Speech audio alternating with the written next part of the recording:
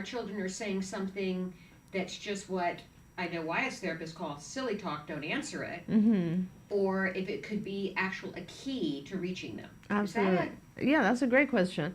So, first of all, there's many sides to this question. So, first of all, the more dogmatic you are about anything, the more you become blind to other things. Okay, so some ABA providers are extremely dogmatic towards various things. So they'll say all self-stimulatory behavior, including echolalia, is just that. It's self-stimulatory behavior, and across the board, we couldn't care less what it is. Now, from my perspective, we try to actually pay attention a little bit to self-stimulatory behavior and determine actually what is it. And we still don't know a lot about self-stimulatory behavior. There's echolalia, there's repetitive behavior, like why it's splashing. Exactly. Splash. Exactly. Or, kids, even younger kids, they line things up, or they'll turn the lights on and off, whatever it is. And they're all different forms, if you notice. So, let's talk about some of those. And they're all, from a behavioral perspective, they're all classified under this thing called repetitive, restrictive, stereotypical behaviors. Right. And it is true that the ABA way to deal with them is to ignore them and to basically teach a more functional form of communication. And much of the time that works because the child understands that this isn't working, nobody's understanding this, so I better do something that they are understanding. Okay, now, but what's very important, Nancy, is to go back and look at the different types. So let's say there's splashing, right? Splashing is probably most likely gives the Wyatt a sensory pleasure. Yes. Whether it's a tactile sensory or later we've now come to find that it's more visual actually. It's not that they like the feeling, it's the way they see it. Yeah. And most of the time what they're seeing, I think, is the reflection of light in the water, which we don't see very well, but our kids do. And it's just such a fascinating diamond type vision that they enjoy that. And that's a very self-stimulating and awesome experience, so they try to do it again. Some kids, of course, will do things that like line objects up. Wyatt had a lot of this too, which was like he had to go from one place to another. Like he had to go outside and touch the water and then come back, and he had to have these routines, and that's extremely similar to obsessive compulsive behavior that we see. He still has a lot of that. He has a lot of that. And we know as a fact that a lot of those types of obsessive compulsive behaviors, which are like, you can't really find meaning to them, but the child feels like they have to do it, and if they don't do it, it's just like a huge compulsion, and they're obsessing over it until they get to do it. That's exactly obsessive compulsive disorder, which really comes from gaining a sense of control when you have anxiety. All people with OCD, what it is that they start thinking about something and they lose control of the thought, which is like, my hands are dirty, or things have to be in a particular order, whatever that thought is. And that thought becomes so just obsessive and that they have to do a compulsive behavior, a compulsion. They have to go wash their hand, or they have to go touch various things, or they have to look at things in a certain order, whatever it is, and then they can calm down from the anxiety. That is an anxiety disorder. It's something that's fueled by anxiety, okay? So now, of course, it's very, very possible that, and a lot of kids will watch something on TV and they will repeat it. Now, whether that is it's the only thing they understand because for whatever reason they've been paying attention to that, or they may not understand it at all. A lot of times you see that the kids don't really understand it because they will just use it out of context and they'll just repeat. But it's what they think is communication. I'll give you an example. My mom was giving me the other day a lot of old video footage of when I was a child. And I'm in a lot of this footage, I'm sitting and it appears like I'm writing, and I'm like 1, 2, 3 years old or something. And I said to her, what was I doing? And she was like, well, look, I'll show you. And I had books and books, notebooks, where it was just scribble. I would scribble because I thought I'm writing. I'm doing what like an adult that I've seen does, right? So I was writing. In my mind, I was writing a journal. I was writing a book. And I had books of these, not one or two, like I had 10 of these where the whole book was just scribbly lines. But they were short lines, long lines, they looked like words. Okay. So in my mind, I was doing what adults around me do. And a lot of times I see with our kids, they are repeating this stuff. It means nothing to them, but what they're doing is they're speaking. They're doing what they see us do all the time. Right? So imagine if you live in China, right? And you hear language, you hear people talking all the time, but you have no idea what it means. You're still going to eventually be able to imitate the sounds. It might not mean anything to you, but now you're part of that world. So often what I find with my kids when they do verbal self-stimulatory behavior, those are the kids that are extremely interested in somehow engaging, but they don't know how to. They're trying those are the kids who really want to interact with others, but they're not good at it. They don't know how to, so they're imitating what they see. They think that's all they have to do is they have to imitate what they see. So that's kind of the one aspect of my answer. The bigger point here is this. We should never, ever just look at something and put it in a box and say that's what it is, because we don't know enough about autism. You know, I grew up in an era in the 70s where nobody knew anything about autism, and we were just kind of still in the Bettelheim era where people were saying, well, autism really has to do with the refrigerator mother, and it has to do with the parents being cold and all that sort of stuff. I mean, that's not that far off. That's 50 years ago. And then when you look at like 40 years ago, we didn't know anything about the biomedical, and even 30 years ago, 20 years ago. I mean, it's only been about 20 years that Bernie Rimland brought a group of people together and said, hey, this is something that's more chemical, neurological, biochemical. This is not a learned behavior. This has nothing to do with parenting. I mean, that is only, Nancy, if you can imagine, 1995. You know, that is not a long time ago. So we can't look at autism today and say we know everything about it. We can't just make assumptions. We have to do certain things, you know, that we know work. For instance, we know if you simplify language, kids learn it way better. We know that some kids are very visual and they can sort things out visually and learn better. Auditorily, they're very confused. So we know it's important to figure out with each kid, should I go visual or should I go auditory? Which one is their strongest suit, right? So we do that. So many of us do that. A lot of ABA providers don't do that. A lot of ABA providers think, hey, he can either get this or he won't get it, you know? So, in fact, one of the other big differences for CARD and all of our folks is we actually teach skills. We don't just focus on the challenging behaviors. We teach a lot of skills, and the more skills the child learns, the less of the challenging behaviors occur. All of that, so everything we know for a fact, yes, we have to use, but the area of self-stimulatory behaviors, whether there's repetitive language or any of the self-stimulatory, we know very little about what causes them, which is why it's important to always pay attention to them.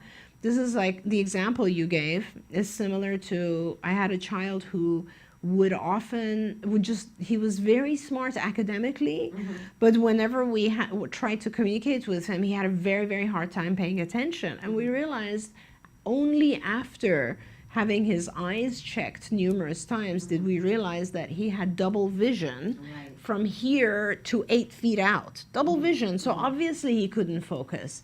So there's no question that we always have to be very skeptical about the things that we feel are the way things are and just question ourselves all the time. Now, if you think about it, a lot of our kids, like one of my kids was just not very happy in his therapy. And I told the parents, please go and find out what things he's good at. Many of our kids are musical. Well, they started looking into his ability to play the piano, and he ended up being a virtuoso. In about a year, he was playing everything and anything you could ever imagine. He now travels and has performances all over the country, and he's not even, he hasn't finished high school yet. I mean, he's a brilliant kid. many of my other kids, just like Wyatt, are artists. Yes. And when you don't know that until you actually see their art, or give them the opportunity.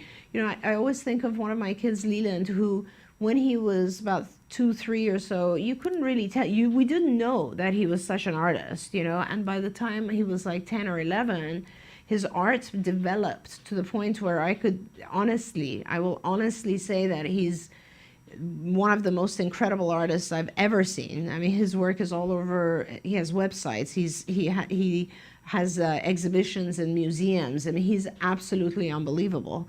And these are now, there's many of one of my kids, Nikki, now actually his art, this is his job. He does art, and he does it with his hands because he has such delayed motor skills and ability to really focus on these things. But they sell for, like, each art piece sells for $1,000, you know. So there's a lot of things like that where originally someone could have considered it as self-stimulatory behavior, but really it is the vocation of the individual. Exactly. So I think as parents, though, we fear that we might miss that little clue. Right. You know, when I watched the film, I kind of felt like, what am I not paying attention I was to? kind of like, oh my God, did I miss things that could have been built upon and chained? And, yes. You know, were there things that I just dismissed as echolalia and ignored the behavior that could have been keys to him. Right. So because I know Wyatt, yes, his echolalia is simply his attempt to communicate. Right. Okay, he is just trying to communicate. That's what he's trying to do,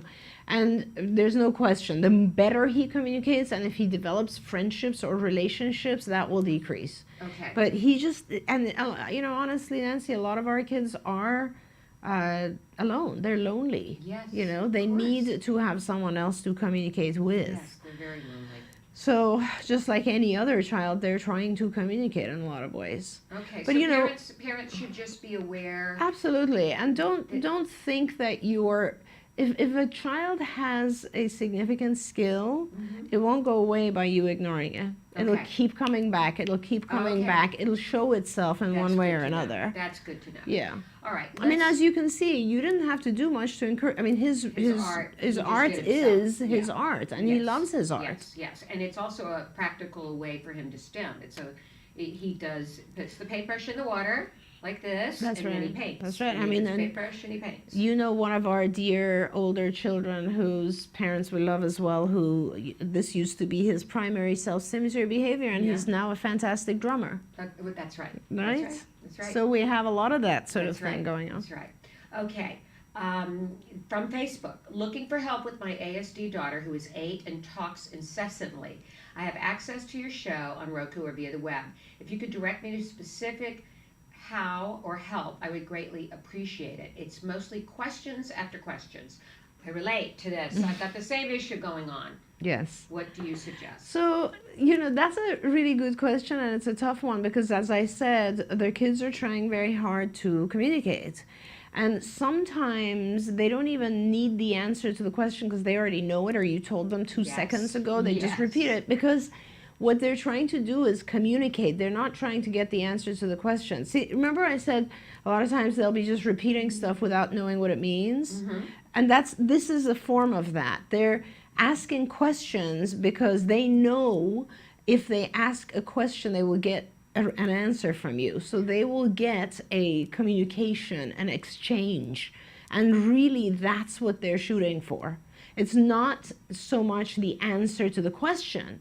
It's about getting contact with you answering something and saying, good job, by the way, that's really cool. That's what they're seeking. It's that interaction.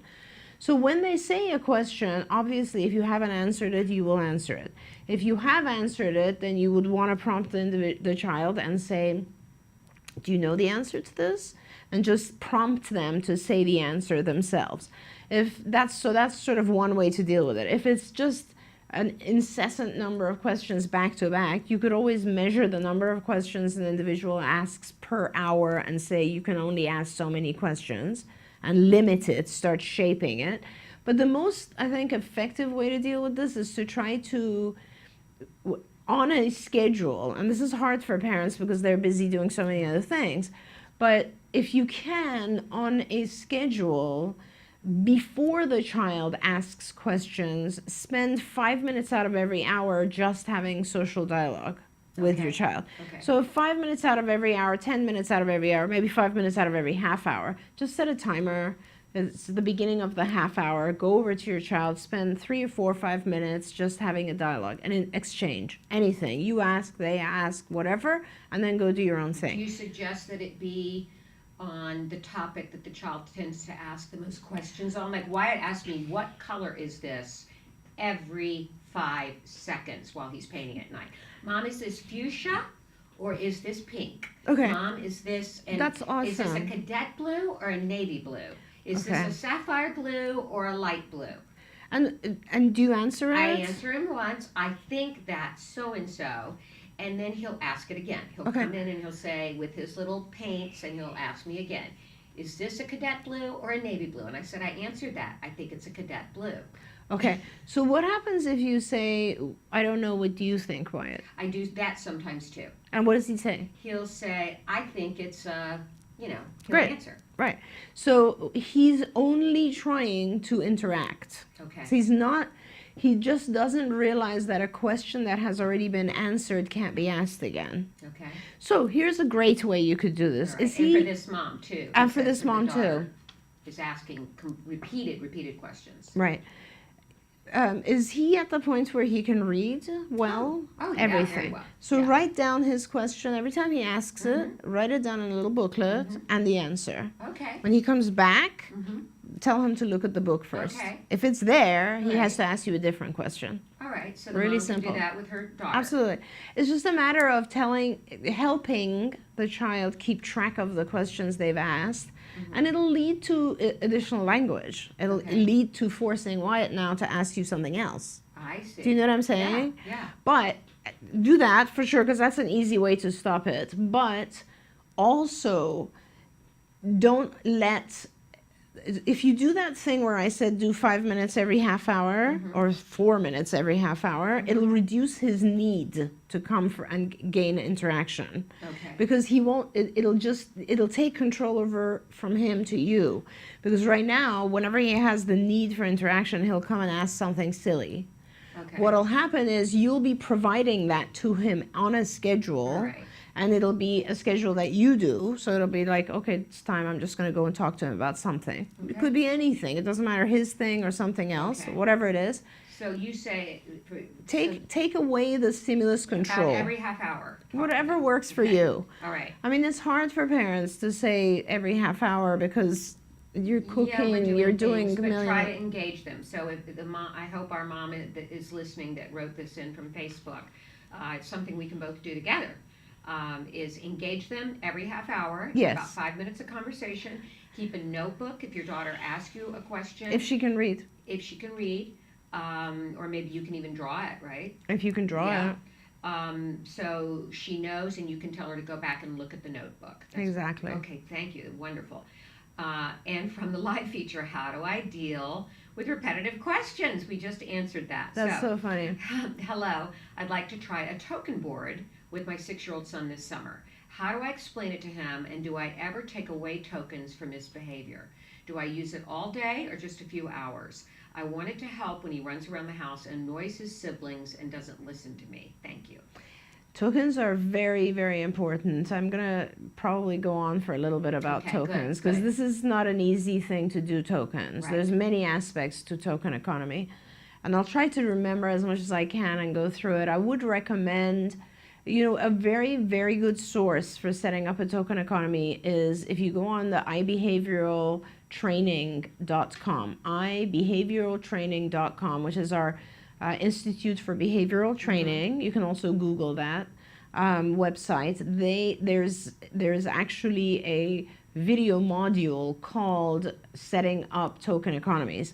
And it's more important to do that because there are certain very specific key features about a token economy that make it fail or succeed.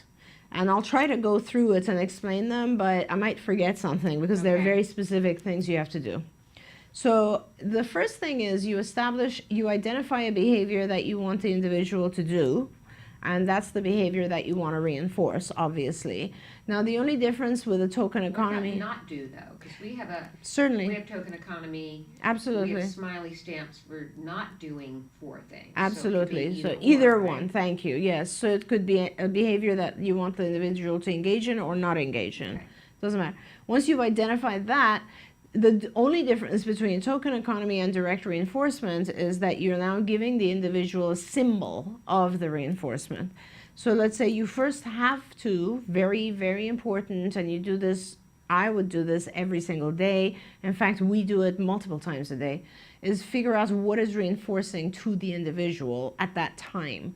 Because, just think about yourself. Like, for instance, I don't know, at 5 o'clock in the afternoon, a glass of wine might be, or coffee. Whereas, 9 o'clock in the morning, it might be a protein bar. Whatever it is, your reinforcers change during the course of the day. If you're tired, a reinforcer is taking a nap. If you've slept a lot, taking a nap becomes punishing. So reinforcers change value. So it's very important to constantly evaluate what is reinforcing. So assess with the child. Do you Once. give them some options? Okay, so that's a different subject, but thank you. Sorry. You're so involved. You're such a good ABA mom that you ask all the right questions. So how you establish what a reinforcer is, there's numerous ways. If you really know your child very, very well and they're pretty stable, you could do what's called an inventory. So you can fill out a list, and the list lists pretty much anything that could potentially be a reinforcer, and you could just check it off and say, yeah, I think this is what he'll want now, and so on. One of the ways that we do it is called forced choice. So you put out a number of items that you think the child might want, and they go for one. Therefore, that's the thing they want right now. So there are many different ways to establish what the reinforcer is. I mean, if your child is at a functioning level where they can tell you what they want, great, that's what they want. But you have to frequently assess that. So at least maybe twice a day, right? Because your mood changes from the morning to the afternoon. So let's say you've now identified the child wants 3 things. Now you have to establish value for those 3 things. So let's say he wants chocolate chip cookies. That has a certain value, and he wants time time to play with mom, just like interaction with mom, and that's a certain value. And then he wants to go to the mall and buy something, and that's a certain value. And they each have different values, and how you're valuing them is basically in 2 ways. First, you value them based on how often can you administer this thing without it becoming without it losing function, without the individual being satiated. So like if I give you 1 chocolate chip cookie, you're going to still want more chocolate chip cookies. But if I give you 100, you're going to be sick of chocolate. I'm going to take that reinforcer and turn it into an aversive by giving you 100. So it's important that all of them have a measure associated with them that maintains the value. That's why we cut our chocolate chip cookies up into tiny little morsels, because it will continue to have value. If I give, each time the individual does something right, I want to give them a chocolate chip cookie, they're going to get sick of it. Right.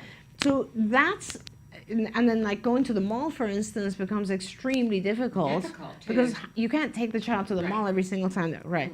So the more it becomes difficult to give something, the more the reason to have a token system in place. So let's say you now have, the best way for me, token economies, there's numerous ways. I mean, there's so many different types of token economies. Let's talk about 2, which are probably the most frequently used.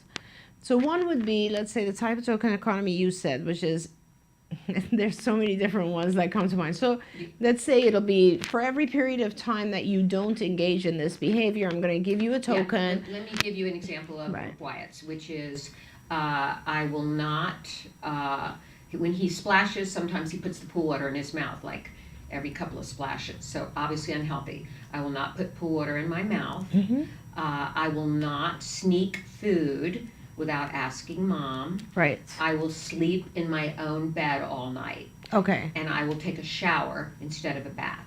Okay. So each day he does all those 4 things. I punch it with the smiley face. And what if he doesn't? If he doesn't get the smiley face. Exactly. Now, after 12 smiley faces, he gets a gelato with mom. Okay. After 24, he gets a DVD.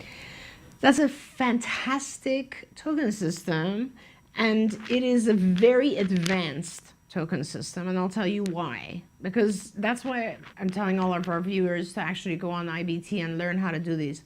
Because and I'm sure with Wyatt, it started much smaller. It's much smaller, and I do want to break it down for this mom with the 6-year-old. We will go there right now.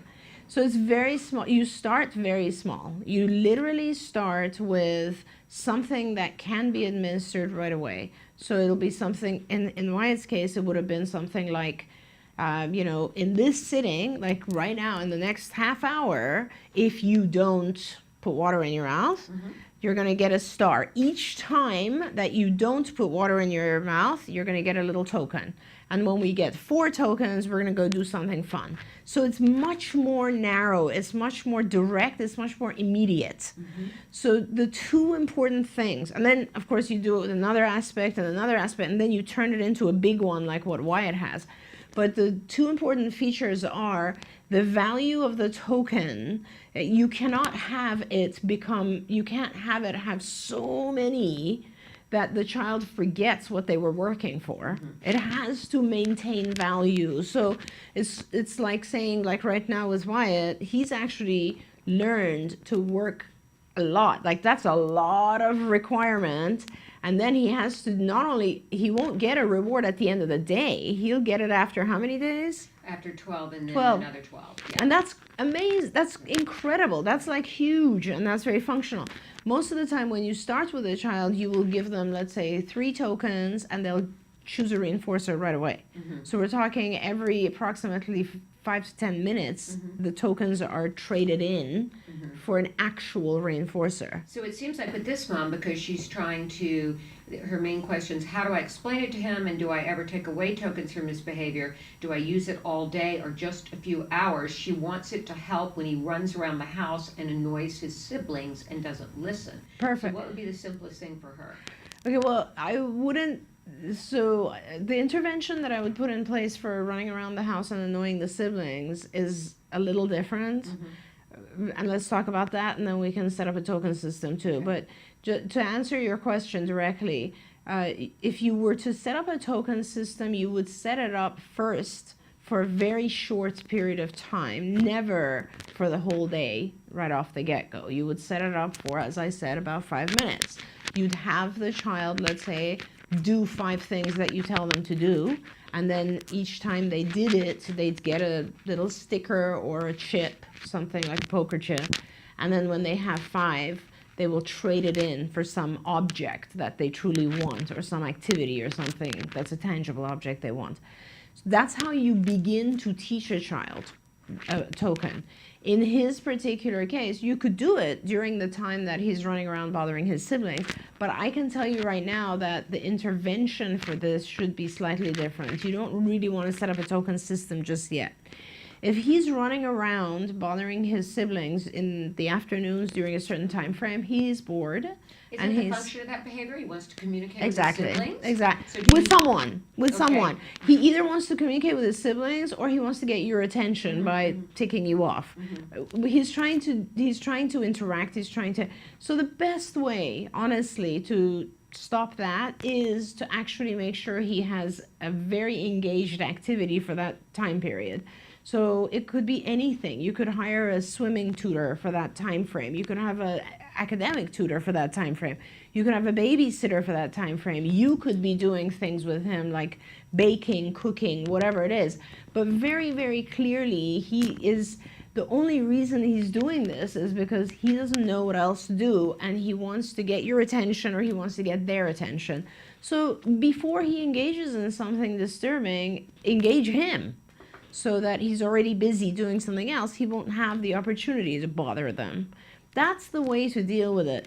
A token system is usually, and then later you can always come back and actually, teach him to occupy himself. We don't have that skill yet. So it can't be expected of him because he doesn't have that skill. That's a different lesson. If you go on skills for autism.com, we have these lessons that show independent play. They're called playstations. And the way you do that is you set up timers and stations. So let's say it's a 2-hour time frame. I think does she say the time frame? She says a few hours. Yeah. So let's say you start with a 30-minute time frame, and what you'll do is you'll have stations of activities. So like you'll have a puzzle. That's not a very complicated puzzle. Let's say 2 puzzles that each take 5 minutes. That's a 10-minute station. Then you'll have another station which will be a drawing station, and that'll be like a 5-minute station with all arts type stuff. And then there's another station which is, let's say, an alphabet completion station or whatever, which is another 5. You have to have stations that have activities that have an end result. So, and what you have to teach your child to go to the station, set the timer for, let's say, 5 minutes, and they engage.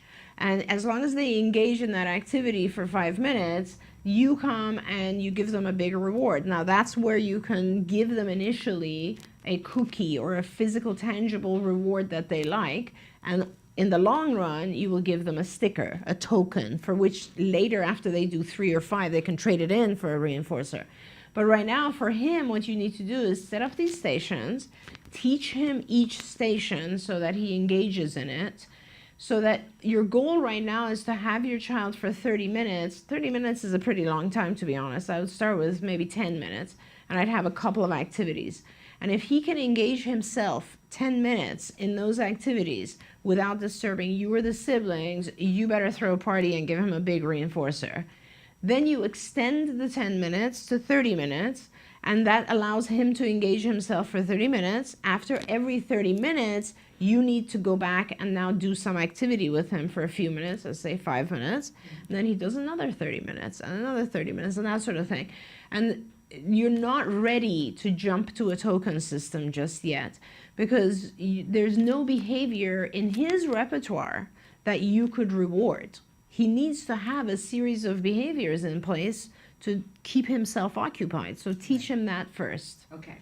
All right, let's move on to a question about hand flapping. I've heard your advice to help with hand flapping, but I'm not having much luck. My son hand flaps and jumps up and down when he's excited, like at the pool and at camp. Some days I feel like it's nonstop. Redirecting typically doesn't last long. He goes right back to the hand flapping. Please help. Yeah. You know, and hand flapping is a really tough one, because it occurs when our children get excited, and they will do it with a variety of things, whether it's at the pool. Pool is probably a very high excitement. I can see that. And or in front of a video that they like, usually they'll do that. So, you know, you're just going to need help at this point. I think previous ideas we've given are things like give him something to occupy his hands, like really it takes a lot of time and effort, but he can't hand flap if he's occupied with his hands. Like, for instance, if you get him interested in a little puzzle, or if you get him interested in a Rubik's Cube, or if you get him interested in just stuff that he can play with in his hands, like those scoosh balls, you know, or stuff like that, it's incompatible with hand flapping, because he can't hand flap while he has something in his hands. So it helps to do that. We've also suggested things like teaching the child to put his hands in his pocket, teaching the child to sit on their hands. There's a lot of stuff like that. It is a self-control issue, and until he can gain control over it, you're going to have someone there present to help you. It is sometimes these behaviors feel like, you know, it's 1,000 times in 5 minutes that you're saying, put your hands down, put your hands down, I know, but which is why it's important to have the child engage, because the more the children are busy with something that's helpful or beneficial or adaptive, the less they have the open time to do whatever it is they want to do. It's a very tough one. And, you know, let's also identify perhaps environments that increase the hand flapping. As I said, swimming pool is often one that excites kids. Watching videos a lot alone is often one, and attach a condition to it. So if you are going swimming, you cannot hand flap. You have to, you know, hold this item whenever you want to hand flap. If he hand flaps, So maybe you have to set that leave up the pool. before they go in the pool, say to the If there's child, any hand flapping, we're gonna leave. yeah. But see, the thing is, That's Nancy, like, sometimes tough to follow through on. I know that. oh, it's one. very But- hard to Or follow how through about we're on. going to get out of the pool and we're going to hold your, No, once you've hand flapped, it's too late now, right? Okay, So okay. the whole thing with it is that you have to produce some sort of antecedent control, Mhm. but giving all these guidelines knowing nothing about the functioning level of your child. Right. So if your child comprehends if so, like consequences. that sort of statement, then of course you can tell them hand flapping, no pool. Mhm. If they don't understand it, then it's pointless because they just don't understand what you're telling them. So now you need to just engage them, keep them busy, keep their hands busy. And if they hand flap, really don't do those activities. Keep your child away from the activities that promote hand flapping Right. as much as possible. Okay. By the way, going back to the previous question, more? which we didn't respond to, you asked, one of the questions asked was, can you also remove tokens? And yes, you can. That's called a response cost system. It's a very complicated token economy where you give and remove. I don't want to even go into it because I think you should just actually go on IBT. Token economies can get very complex, but yes, you can always remove tokens as well. I'm not sure if you can answer this next one. Good morning. We have Marketplace Florida Insurance. ABA seems to not be covered. Do you have any other options? So there are many options, and I don't know what's going on in the state of Florida right now, and I don't know which particular insurance companies cover or don't cover, but I would recommend that you call into our 1-800 number, and they will write down your information and go to our contracts department, and our contracts department knows. They can check. Okay. In fact, we do insurance checks for people all the time, so I'm sure we will know other types of insurance that do have coverage. Okay. This is a really good one. My son was diagnosed with autism at age 3, had card intervention at age 5, but not, now that I'm looking back, enough hours. He is now 26. Is there any reason that further work with ABA could not help him at this age? I would really like to teach him about danger, crossing the street if possible. I'll answer that one. You should keep doing it because a kid can learn at any age, and especially something like crossing the street. Do you agree with my answer? I absolutely agree. Kids can, in fact, adults learn things all the time through ABA. So ABA is effective whenever you do it. I'm very sorry that we didn't do enough hours. I hate to hear that, and it happens so often, and we're having that struggle right now as well, Nancy, because we get so many funding agencies that cut the hours and don't realize how important it is to do a lot of hours at an early age. It's just the most important thing. But realistically, it doesn't matter, especially danger issues. We have several programs that are just focused on danger. So yes, you absolutely will benefit. What you should ask for when you go to your ABA provider, whoever you go to, is ask for a focused program. Use the word focused, that actually goes to only deals with danger and safety. And there's a lot of things. I mean, it's not just danger, we're talking crossing the street, we're talking hazardous materials, we're talking strangers, being in the kitchen, fire. I mean, Yeah. there's a million different danger things. Right. So it is very important to make sure that you do that, and absolutely it'll work, no matter what age. Matt, I didn't hear you tell me how much time we have. We should maybe take a break. Are we taking a break? Okay. We'll take a break. See you in a minute. Potty training is different for every child. A child could come in with absolutely, no control over their bladder, and as long as that's not a medical issue, then we can certainly approach it behaviorally and give them the tools they need to be successful, just like any other skill that we would teach. Well, we think he's learning to pee on the potty. No big successes yet, and lots of accidents. Here is the laundry from today. For some of our kids takes, just a couple days. And then for other kids, it can take months and months and months. And then when you're looking at complete independence, it can take years. Hey, you have to go pee-pee? There's a lot of different ways to tell if a child is ready. We look for a couple different things. Probably the most important is parents saying, I need this to happen, I'm ready. Second is, a child showing interest in the bathroom, and some of it is simply age. It's time to go ahead and work on this. What are you doing? Pooping. You're pooping? You first start with teaching the child what they need to do on the toilet. The basic thing we want is for them to drink as much liquid as possible. It's inevitable that if you drink a bunch of liquid, you're gonna pee. Help. No, I can't help you pee. Help. I can hold your hand, but I can't help you pee.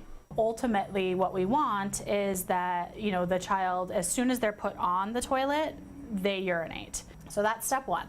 Step two is usually working through the amount of time that they're off of the toilet and making sure that they're not having accidents during the time that they're off. So this is kind of the bladder control stage of things. So the purpose of the potty log is just to see how long it takes them as soon as they sit on the potty for them to actually urinate, and the amount of time that he's able to hold his urine. And with the log, we're able to visually see how long it takes them each time, and if they have accidents or not.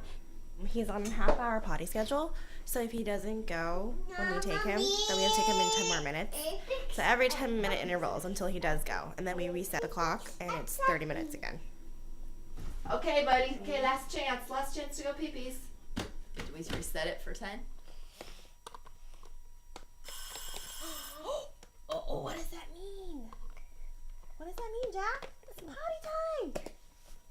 We can come play after. Hurry! What we hope happens in this time is that the kids will learn how to initiate going to the bathroom on their own. This is oftentimes the hardest part of potty training, is because they get so used to somebody telling them when they need to go that they're not really recognizing the signs just in their own body of when they need to go. Oh, he wet himself. Oh. Big wet? Was it a lot? We can reset to half an hour now. The biggest thing for parents is not to give up. The other big tip, and I think pitfall that a lot of parents fall into, is putting their children back into pull-ups or diapers, especially if they're starting to have accidents. And this is probably the worst thing that you can do. They need to recognize that feeling of fullness in their bladder and take themselves to the bathroom, or tell an adult that they need to go to the bathroom. What do you have to do? You have to put your pee-pee in the potty. Okay, give it a shot. See if you can put it in there. There you go. You're doing it. Yay, Jack. Big prayer for your pee-pee. Big pee-pee. Woo! Yay! Good job. What a big boy. High five, high five, high five, high five, high five, high five, high five.